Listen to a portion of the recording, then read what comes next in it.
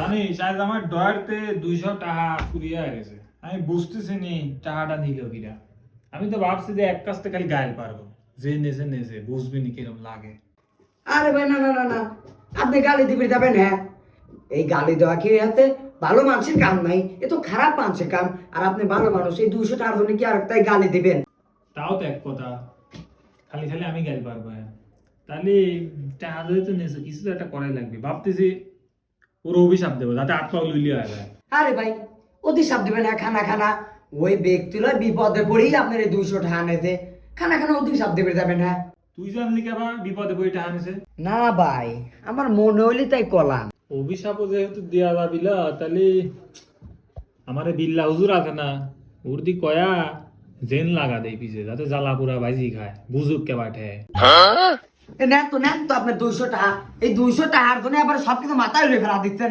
আপনি এই 200 টাকার জন্য একবার হাত পা লুলি বানা ফেলা দিচ্ছেন, একবার দিন পিছনে লাগা দিতেছেন।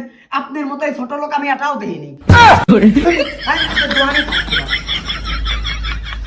এই জন্য তো ঋণ মিন আবার ধরা দিলি না।